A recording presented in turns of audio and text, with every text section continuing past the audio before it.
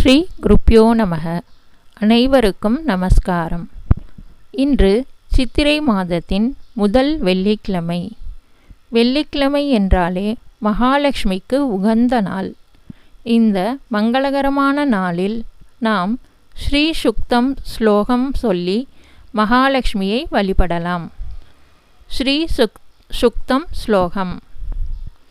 பத்மப்ரியே பத்மினி பத்மஹஸ்தே பத்மாலயே பத்மதலாயதாக்ஷி விஸ்வப்ரியே விஷ்ணு மனோனுகூலே த்வத்பாத பத்மம் மயி சந்நிதஸ்வ.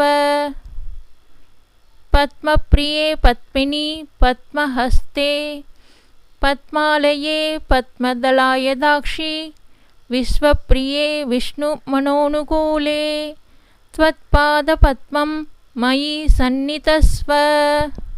பொருள்: பத்மப்ரியே என்றால் தாமரையை விரும்புபவளே. பத்மினி தாமரை மகளே. பத்மஹஸ்தே தாமரையை கையில் ஏந்தியவளே.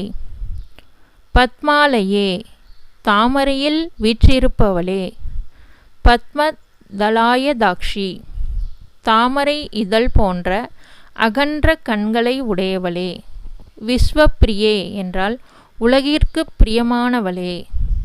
விஷ்ணு மனோனுகூலே என்றால் விஷ்ணுவின் மனதிற்கு உகந்தவளே. த்வத்பாத பத்மம் உனது திருவடித் தாமரையை மயி சந்நிதஸ்வ என் மீது வைத்தருள்வாய் என்பதாக பொருள்.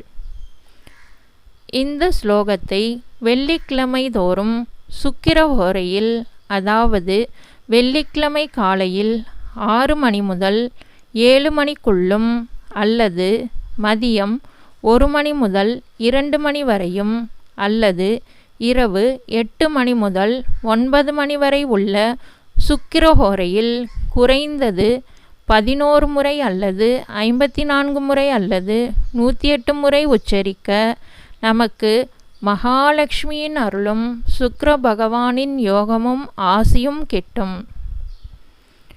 பத்மப்ரியே பத்மினி பத்மஹஸ்தே பத்மாலயே பத்மதலாயதாக்ஷி விஸ்வப்ரியே விஷ்ணு மனோனுகூலே த்வத்பாத பத்மம் மயி சந்நிதஸ்வ.